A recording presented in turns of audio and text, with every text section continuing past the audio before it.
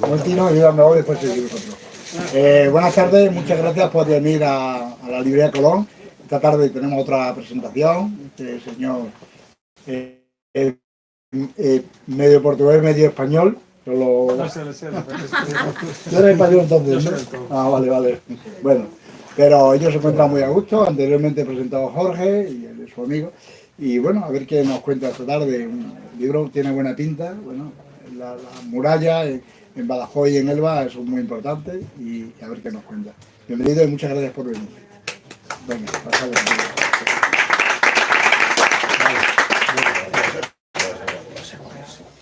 Bueno, y antes de nada quería agradecer a Ángel por darme este honor, porque es un honor y un privilegio poder presentarlo aquí en la presentación de su libro, porque es un gran amigo y una gran persona. Y al principio estaba un poco nervioso de que es la primera vez que voy con estos menesteres, pero veo que es toda gente amiga y que tenemos una charla mucho más apacible y mucho más tranquila. Así que, como todos sabéis, Ángel, que es una máquina de las matemáticas y una persona que le gusta todo correcto y lleva todo a la perfección, es su segundo libro, Cerrar los ojos y abrir la bolsa, que me encantó un montón, pero antes escribió el tercio es más que un partido por tres, que también es muy recomendable, y es otro de los libros que nuestro amigo Ángel, con su matemática, su geometría y todo su saber hacer, ha hecho una barbaridad de libros. Y este aquí, Cerrar los ojos y abrir la bolsa, que me encanta y que pienso que para cualquier persona que quiera visitar a partir de ahora una ciudad fortificada donde prevalezca las fortificaciones abaluartadas,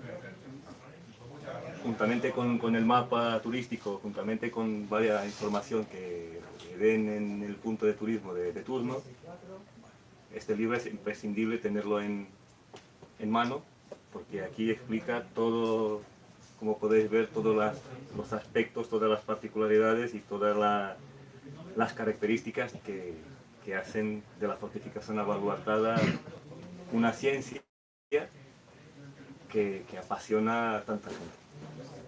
Y quería preguntarle, para empezar un poco, darle ya el testigo a nuestro querido compañero, le quería preguntar de dónde viene el gusto por las fortificaciones y este gusto por la fortificación abaluartada, tanto de un lado como del otro de la raya, y si has visto alguna diferencia entre fortificaciones portuguesas y las fortificaciones españolas. Bueno, gracias por la presentación y gracias por la asistencia a todos los presentes.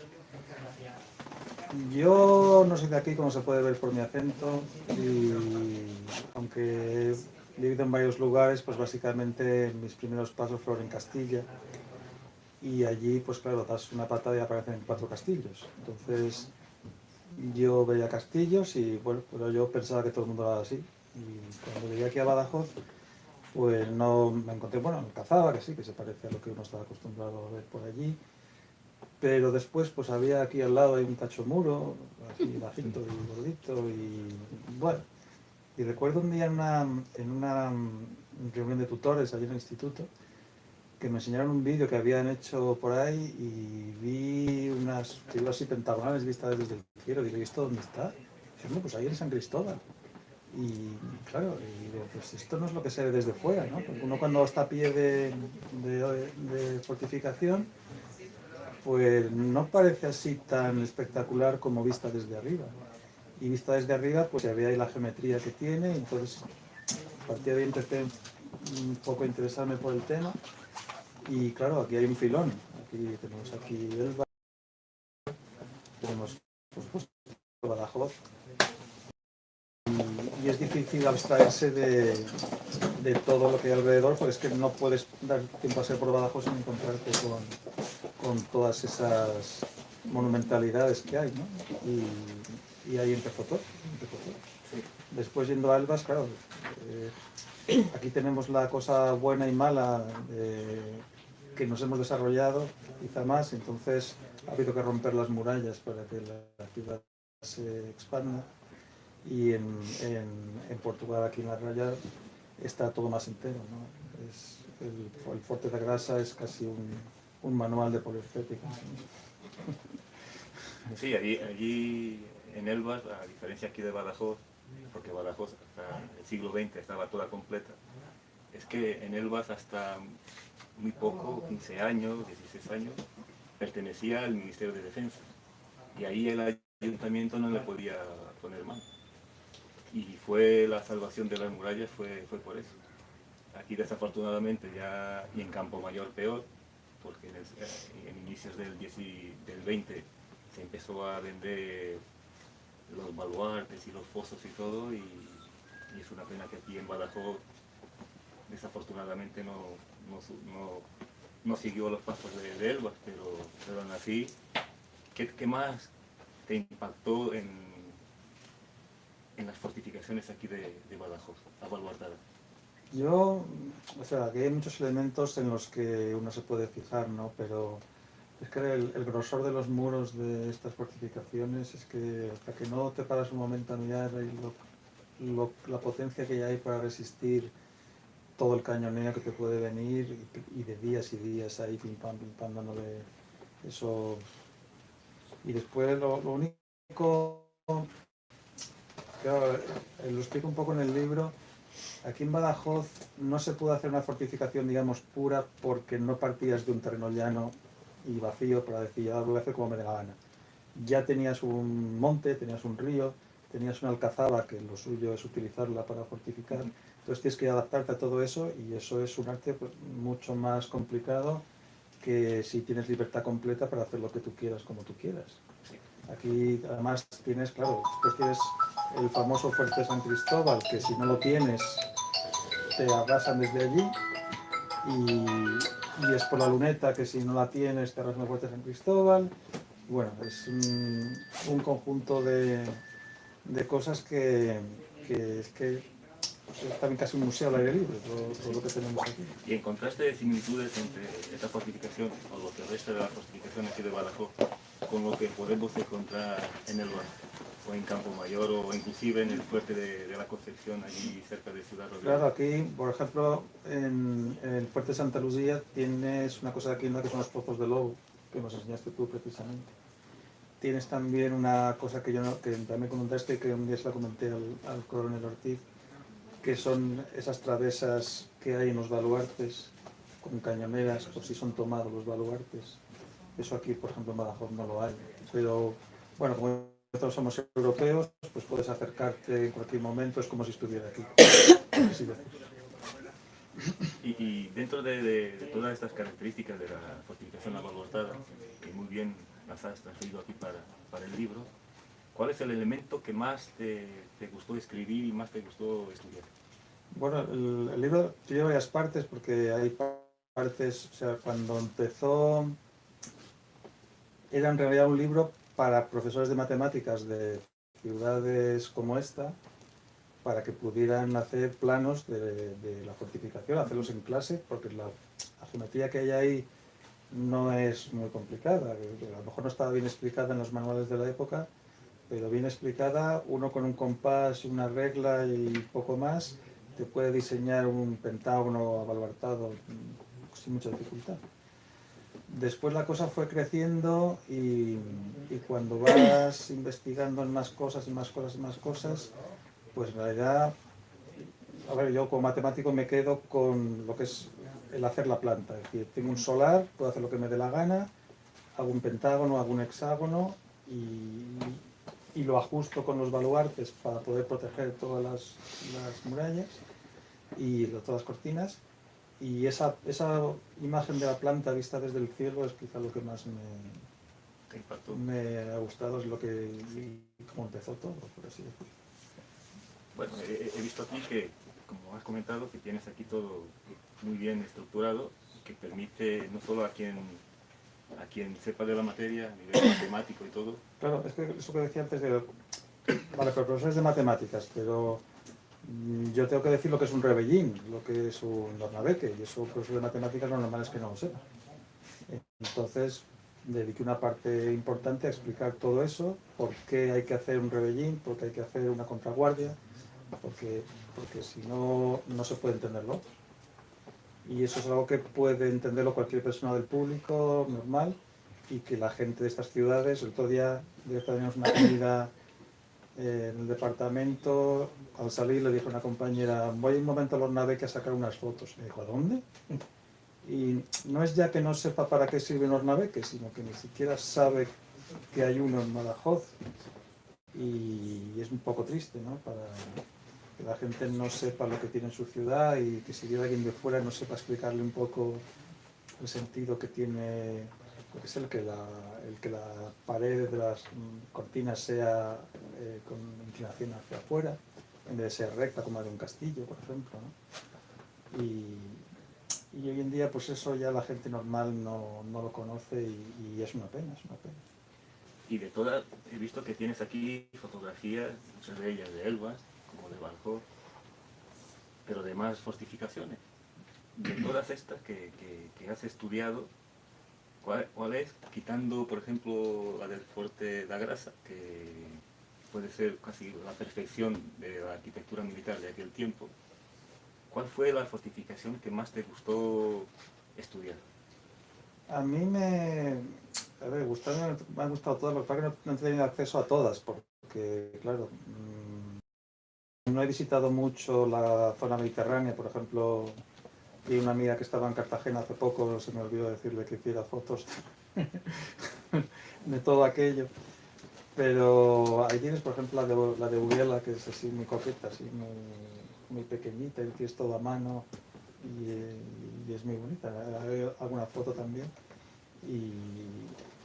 Y todos tienen su encanto, ¿no? Porque cada una cosa es, como decía en el libro, es la teoría de cómo deberían ser las cosas, y otra cosa es cuando te encuentras sobre el terreno, qué oportunidades te ofrece el terreno y cuánto dinero tienes, y cerrar los ojos y abrir la bolsa. Como sé que esto va a ser un éxito total, el libro, porque es muy bueno, ¿tenemos planes para otro? Del mismo tema. Ya veremos, según vayan las ventas de este. Pero de momento, después de estos dos, tengo ahí en el horno otro de divulgación de matemáticas pura y dura, no de referente a esto, y lleva un año en la editorial Durmiendo el sueño de los justos. A ver si... Supongo que será bueno eso, habrá que interpretarlo como que no lo han tirado para atrás a la primera. Que no, que Ya veremos. Son temas de todas formas para un público un poco bastante concreto, ¿no? No cualquiera se va a interesar. Quizá este para un público en general, ¿no? Porque ese lo puedes ver. Si vas a visitar Elba, si vas a visitar Cartagena, si vas a visitar Cádiz, lo puedes ver por la calle. Este no. Es lo que uno de las ventajas que tiene el libro, como yo decía antes, que cualquiera que tenga que visitar o que vaya a visitar una ciudad fortificada, que tenga fortificaciones abaluartadas, es imprescindible este libro porque a través de los dibujos y los gráficos te transmite lo que quieres enseñar a esa persona, que aunque no tenga mucha idea de lo que es una fortificación, se queda con una idea bastante capaz de lo que va a encontrar allí en muchas curiosas, por ejemplo, esa que nunca me recuerdo, la que está enfrente de Almeida, de la Concepción. el Puerto de la Concepción, que hoy en día es un hotel. Se puede ir allí a pasar la noche, es como San Cristóbal, pero tiene, eso sí, porque Wellington se encargó de arruinarlo un poco para que no sirviera cuando se fue, pero está curioso, ¿no? También vas a Cádiz, tienes también el fuerte que hay saliendo del recinto, que un camino muy bonito por el agua, sobre el agua, vamos, y un fuertecito que no pude visitar porque estaba cerrado por horas la última vez que estuve, pero que ya solamente das el paseo por allí hasta el fuerte y todos tienen su cosita, todos tienen su encanto. Y es una pena que no poder verlo desde arriba, ¿no? Desde esa vista de dron, y no poder ver todas esas cosas desde el aire. Entonces tenemos la esperanza, mantenemos la esperanza de que hay una segunda parte. Mantener la esperanza, a ver si algún día me recorro la costa mediterránea, pero al fin y al cabo estas fortificaciones tienen que estar enfrente del enemigo, entonces no tiene sentido tener en esa época una fortificación en Ávila. Están donde está la frontera con Portugal, las fortalezas, la de que don Julián pone, esta de Galicia, ¿cómo se llama? La de Valencia de Niño, y todo lo que es la frontera con Portugal, y después claro, todo el mar para ataques desde el mar, y los Pirineos para ataques desde Francia. Son los principales que no se puede encontrar uno fortificado de este tipo, pero no se la va a encontrar en Ciudad Real. Por eso mi intención nunca fue hacer un libro sobre las fortificaciones de Badajoz, sino hacerlas de todas esas ciudades, pero claro, lo que tengo cerca para documentar pues es Badajoz y el Basi Campo Mayor, son las principales. Al principio esto fue surgiendo porque al hilo de este libro me llevó a algún documento sobre aquello que en ese momento no me interesó del todo porque estaban otras cosas. Un día el coronel Ortiz me preguntó si yo había... Y dije, sí, sé que hay algo de eso, pero tampoco me he parado, ¿no? Pero después dije, bueno, pues ahora vamos a seguir aquí investigando a ver si sale algo de aquí. Y me pareció que, pues igual que este, que se llevaban cientos de años en escribir de la parte matemática y geométrica del... Claro, libros que traten sobre las fortificaciones de Cádiz, por ejemplo, pues sí que hay, pero en ninguno, que yo sepa, hacen como un recorrido histórico, ¿no? Pues en tal fecha la fortificación era esta y había esto y esto, y después se cambió y había esto y esto, pero de lo que es el trazado geométrico es fundamental, claro. Sí. No se había hecho nada, entonces me parecía una pena que cayera en el olvido eso y que había un hueco que cubrir ahí. Es un hueco que que había en España y en Portugal también. No tengo noticia de que exista un libro de estos. Sí, hablando de la fortificación de Elba, de Campo Mayor o de otra cualquiera, pero los datos que tú aportas y los estudios que tú aportas a nivel geométrico y todo eso no se encuentran, es que no se encuentran. Y tu libro es único tanto a nivel de aquí de España como también de Portugal. Y además como las construcciones están hechas paso a paso, no es toma como es lo que se hacía en la época, ¿no? Toma el plano entero de todas las fases del diseño y después te voy contando aparte cómo se van haciendo. Lo he querido haciendo paso a paso para que casi cualquier persona pueda seguirlo y construírselo tranquilamente en una fabricación en su casa. Después hay otra parte también que he dedicado, que es también para el público en general, que pensé, bueno, ya que tengo aquí todo esto cerca, voy a dedicarle un apéndice a las cosas de la fortificación que no son estrictamente matemáticas. Por ejemplo, un pozo de escucha, que aquí tenemos uno, que mucha gente de aquí no lo sabe. No tiene que ver estrictamente con las matemáticas, pero bueno, ya que estamos metidos en materia, pues... Que es un raro ejemplo que todavía exista, porque es muy raro encontrar hoy en día hay un pozo de escucha a nivel español y a nivel portugués. Yo solo conozco este aquí de Badajoz.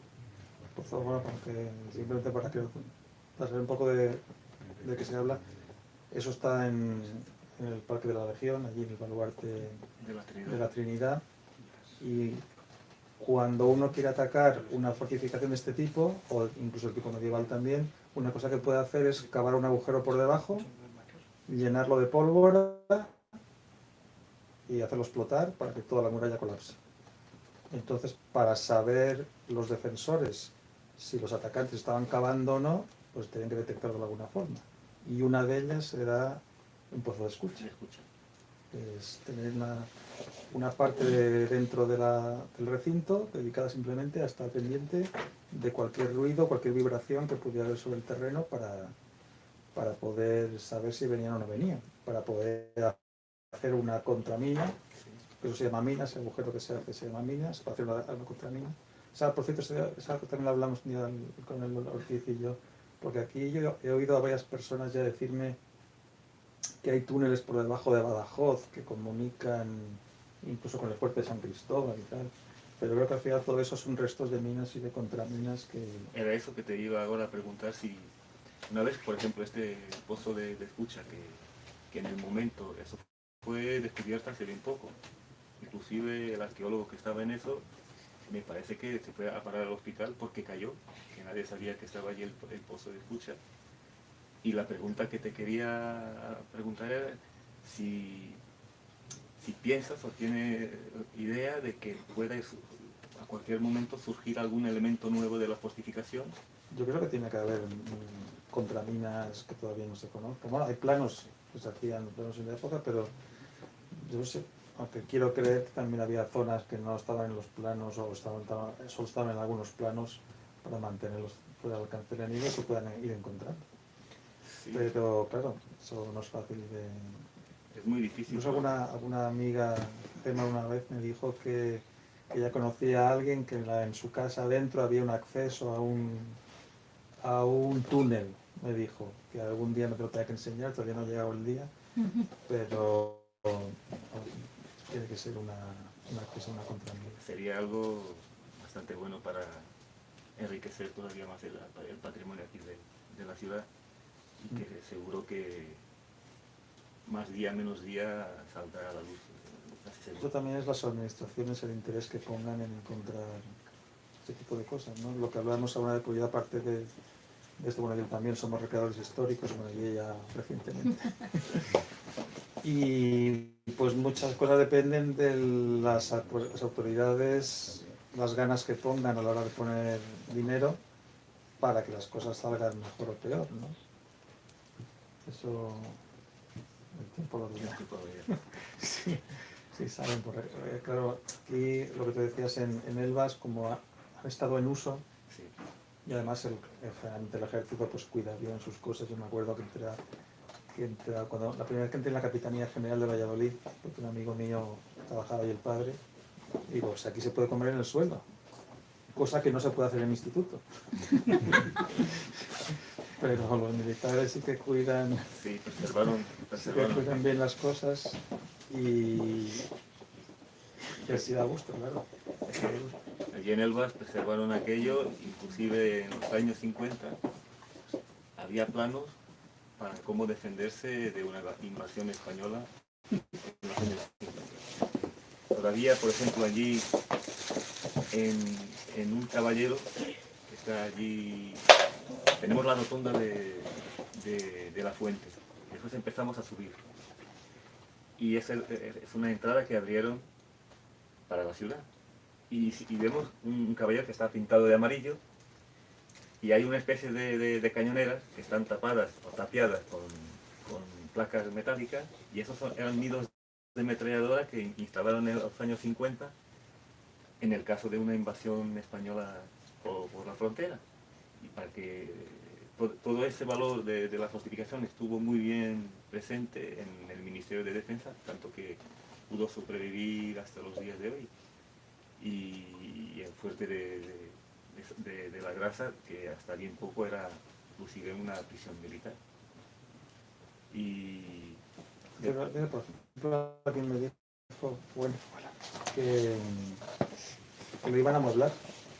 De recién abierto me dijo, pues sí, le van a poner muebles en la casa del gobernador y tal. Ojalá. con el dinero que piden a la entrada, bien podía. Pero bueno, Luego ese tipo de monumentos para mantenerlos es muy complicado. hay que tratar de dinero, sí. Bueno, y ahora podemos pasar a la fase de preguntas. Sí, claro. Si queréis hacer alguna pregunta aquí a nuestro amigo, cualquier duda, cualquier pregunta que tengáis sobre la obra. Yo os diría que si sois de Badajoz, sobre todo, que merece la pena que conozcáis vuestra ciudad y vuestro patrimonio, y que seáis capaces, incluso si viene gente de fuera, de llevarla por ahí y enseñarle lo que hay. Porque, por ejemplo, eso del pozo de escucha es una cosa muy curiosa, ¿no? Y no solo esto, bueno, que cada uno tiene que conocer su ciudad bien. Mucha gente aquí no sabe que tenemos una reproducción aquí de las esculturas del Valle de los Caídos, ¿no? Que hay unas que están ahí. mucha gente pasa por delante millones de veces y no sabe. Y si le digo aquí hay mucha gente que mañana quedamos en la estatua de José Moreno Nieto, seguramente todos han pasado 200 millones de veces por delante y es una estatua muy grande, además. Yo sé, porque me comentaste el otro día. Pero es la que está en la puerta de López de Ayala. La puerta de la plaza que hay una estatua grande ahí. Ese es José Moreno. Y es una pena que no se conozca, y muchas veces yo lo he hecho. Que venga alguien de fuera y decirle, te voy a llevar a Elvas. Pero merece la pena darse una vuelta primero por aquí. La Alcazaba que tenemos aquí es el recinto amurallado musulmán más largo de Europa. De Europa, sí. Y eso hay que ponerlo en valor, claro. Y conocerlo. Cuanto más sientas tu ciudad, pues más deberías... Es que con cosas aquí curiosas, y aquí a lo mejor alguien sabe, yo no. En la calle, no sé cómo se llama, bajando por la calle, pues la plaza de Cervantes, ¿dónde está Zurbarán? Sí, de San Andrés. A San Andrés. Bajando hacia el Parque de la Legión, allá a la izquierda hay un escudo de piedra que será de grande como esto. ¿Quién sabe de qué es ese escudo y qué había allí? Yo no. Supongo que habrá gente que lo sepa, pero que es una pena que esas cosas que están ahí y hayan caído. Es una pena porque la propia ciudad no solo sufrió con la destrucción y la apertura de las grandes avenidas, pero hay una conciencia que la propia población, los vecinos de Badajoz no tienen sobre cómo defender su patrimonio. Aunque se haya destruido y derribado el fuerte de Pardalera, destrozar cortinas, baluartes, pero si existiera una conciencia cívica en la gran parte, la gran mayoría de la población, gran parte del patrimonio se aguantaría. Y los actos vandálicos, eso... Y pienso que tu libro, y no es para hacerte la pelota, porque es muy buen libro y muy recomendable. Este libro, si las personas empiezan a leerlo y a estudiarlo con atención, todo el mensaje que tiende a transmitir, no solo del conocimiento, pero también del gusto por la fortificación y por el monumento, eso empieza a recalar en la gente. Y esa gente va a tener hijos. Y esos hijos van a tener después una educación en que se les van a inculcar determinados valores, en que van a afastar de ver la opción de hacer actos vandálicos. Porque uno de los problemas que tenemos aquí en Badajoz, yo, en mi perspectiva, una perspectiva de alguien que viene de fuera, es que, por ejemplo, hoy hay una obra de la fortificación que es restaurada. Pero pasados 15 días surgen las pintadas, surgen los actos vandálicos en destrozar una pared. Hace un tiempo, un par de años, todavía José Manuel era vivo, estaba yo pasando allí en el Osnabrück y en el foso tiene una fuente, la fuente de la rana me parece. Yo estaba pasando y miro y tuve que tirar una cantidad de fotos y enviarle a él porque un artista se había empezado a dar seguramente puntapiés a punta pala y había destrozado por completo la fuente. Y son libros como este, como el tuyo, que hacen con que la persona empiece a tener conciencia del valor que su tierra tenga, darle orgullo en enseñar las fortificaciones a gente que viene de fuera, y esa información que tiene gusto, esa defensa del patrimonio que empieza a recalar en la gente, se va a transmitir de generación en generación. Y esos gamberros que hacen muchas veces actos vandálicos, lo que viven es en la ignorancia y empiezan a... Por eso libros como este, Ángel, van a ayudar a que muchos de esos gamberros dejen de existir en un futuro muy próximo, porque la gente empieza a saber. Me estaba acordando ahora, no sé si lo tenéis en la cabeza, el recoveco ese que hay subiendo desde el auditorio Ricardo Carapeto hacia el Parque de Castelar, la rampa esa que hay ahí, eso es un rincón muy bonito que tiene Badajoz. Yo cuando llegué aquí, eso era un urinario público. O sea, tuve que pasar rápido porque había una peste allí que no me quería aguantar. Y es una pena, es un sitio precioso. Y al lado está la Galería de Fusileros, la cual no he podido entrar porque no es visitable. No sé si estará bien o mal por dentro, pero aquí tenemos otro elemento que está ahí perdido. La de San Pedro recientemente se ha puesto a la visita, pero yo cuando llegué aquí a Badajoz... Nada. Yo cuando llegué en los años 90 tenía el fuerte de San Cristóbal a 20 pasos de mi casa. Y solo cuando fue restaurado pude ir porque era un lugar de los yonkis, donde se iban a drogar y a vender y todo eso. Y poco a poco el patrimonio se está restaurando. Y tiene que ver también que a mí me gustan las... Alguien que te lo cuente y que te lo haga querer, porque si no es ver piedras, si no tienes una persona que te explique por qué las cosas son así, lo que ha habido detrás, lo que ha pasado allí, porque esas piedras tienen una vida detrás, pues no acabas de venderlo bien. Yo creo que también pasa con los museos, ¿no? Que muchas veces son museos y tienen un montón de cosas, pero si no hay alguien que realmente te muestre la vida que hay detrás, la historia que tienen detrás, pasa un poco desapercibido, ¿no? A mí me ocurrió lo mismo, pero tuvo que ser ese señor que tenemos ahí, Álvaro, el que me enseñó en un curso el curso de mapeando Baluarte, y nos hizo una visita guiada por las murallas, allí en la zona donde está el Instituto Castelar y la Policía Nacional, y nos enseñó cosas que nos quedó en la retina y nunca más nos olvidaremos. Y a partir de ahí empezamos a darle valor a lo que vamos a encontrar allá en aquella zona. Por eso este libro que acabas de publicar, pienso que es una ayuda bastante grande a la gente para conciencializar y para conocer las murallas que tiene en su ciudad y para que sienta orgullo de recibir a alguien de fuera y decirle, pues chaval, ahora te voy a enseñar aquí las murallas de mi ciudad. Y me parece que es un trabajo espectacular lo que has hecho. Y a ver si hay más turismo también. Sí. Estaría bien. Porque tenemos aquí, es que estamos rodeados por el patrimonio de la humanidad. Elvas y Cáceres y Mérida nos tienen aquí, estamos como en pueblo de Asterix.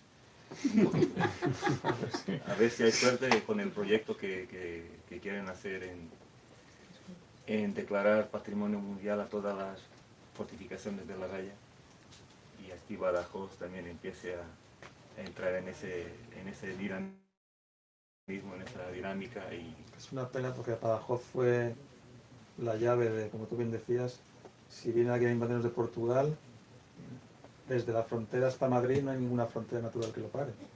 Si no es por Badajoz, es que Badajoz fue... no hay ningún tapón, ¿eh? Y fue por eso una ciudad grande e importante. Lo que pasa es que una vez que se firmó la paz duradera con Portugal, pues esto empezó a ir a menos. Ya de que volver a ver si conseguimos volverlo a hacer grande. A ver si hay suerte. Y estos libros que tú publicas ayudan a eso. Sí. Bueno, no sé si alguien quiere hacer alguna pregunta, Ángel. No, muy tonta. No entiendo el título. ¿Qué tiene que ver con lo de dentro? Cuéntamelo. El título, bueno, cuando lo leas lo verás dentro. Ah. Se refiere a que es muy caro. Construir todo esto es muy caro, pero muy caro. Entonces, lo mejor es cerrar los ojos, abrir la bolsa y sacar dinero para construirlo. Eso lo decía el caballero de Vil, creo que se llamaba, que era lo mejor. Que si te paras a pensar todo lo que te va a costar, es terrible. No, esto, con los juegos estos de tipo de Age of Empires, de estrategia, el dinero que cuesta una guerra es increíble. O sea, se podría haber hecho, con todo el dinero que se ha gastado la humanidad en guerras, ahora estaríamos ya colonizando a Alfa Centauro y viviendo 1000 años cada uno y sin enfermedades, porque es que es una pasada. Y se refiere a eso, a que si vas a fortificar no pienses en el dinero, pues no te vas a amargar la vida. Respecto a los actos vandálicos, es decir, como el trozo del patrimonio, podríamos incluir las desastrosas rehabilitaciones que se hacen y poner un cubo de hormigón entre dos torres medievales o forrar una muralla fortificada del 17 de hierro, con chapas de hierro. Podemos incluirlas. Y también el desastroso estado de conservación que tienen todos los paneles informativos que hay por la ciudad.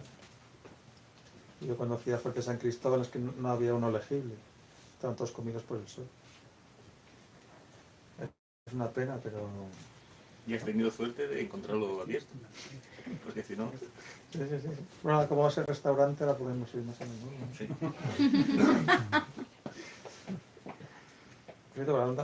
Para que vean lo que es que te cuenten cosas así para que sean más amenas, ¿no? Todo el mundo, bueno, los que son futboleros lo han visto seguro, el escudo del Valencia tiene encima un murciélago, ¿no? Y tiene que ver con los pozos de escucha, eso, porque según parece cuando estaban por ahí los cristianos sitiando la ciudad, hicieron una salida los musulmanes y gracias a que un murciélago se puso encima de un tambor y empezó a batir las alas, se despertaron los cristianos y pudieron hacer frente al ataque.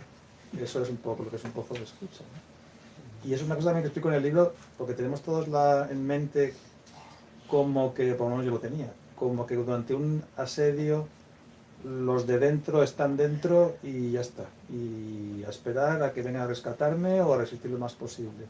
Y eso no era así. Los de dentro tenían la obligación de salir para destrozar las obras de aproximación de los que estaban fuera. De hecho, eso es lo que aquí se hacía. El general Menacho mandaba de vez en cuando a gente simplemente cosas tan tontas como robar palas. Eso, si no tienes palas para acabar, no puedes ir a Leroy Merlin a comprarte otras 20. Y eso ralentizaba, ¿no? O destrozarte las trincheras. Y eso tiene que ver también, por ejemplo, con los pozos, con los fosos. ¿Es bueno que el foso esté lleno de agua o es malo? Pues eso tiene que ver también con tu capacidad, porque si el foso tiene agua, puedes salir más o menos bien, pero cuando vuelvas para adentro vas a tener el agua en medio y vas a ser blanco de los que están fuera disparando. Entonces depende de tu capacidad, tu idea de salir, de hacer salidas o no hacerlas, está en que el foso es mejor que esté lleno o esté vacío, o ya, bueno, si ya tienes dinero a mansalva, pues puedes poner diques y llenarlo o vaciarlo a tu voluntad. Sí. Entonces todas esas cosas de qué es bueno, qué es malo, dependen del momento y el lugar, y está perfectamente dicho en los manuales de la época cuándo es buena una cosa y cuándo es buena otra. Por ejemplo, también no se debería construir en alto, por la misma razón. Si tienes pensado hacer salidas, a la vuelta te vas a encontrar puesta arriba con el fuego de los sitiadores detrás y va a ser eso un tiro al blanco. Entonces, bueno, pues todas esas cosas son las que he querido explicar en el libro para que la gente cuando ve este tipo de fortificaciones entienda por qué Filipón puso la ciudadela en Alcazaba. Porque una ciudadela es donde debe estar. ¿No? Tenemos la impresión de que una ciudadela tiene que estar en el centro de la fortificación para refugiarse allí, pero no tiene que estar en el centro, tiene que estar en un borde para poder recibir desde el exterior refuerzos si hace falta y para poder defenderse de ataques si la población se subleva, también, que también puede pasar. Y todas ellas, bueno, un poco para quitar esos mitos, esas ideas que tenemos preconcebidas y explicar las razones de por qué las cosas son así. ¿Alguna pregunta más? Pues nada, pues agradeceros vuestra disponibilidad para visitarnos y si alguien quiere que le firme el libro, pues que se acerque.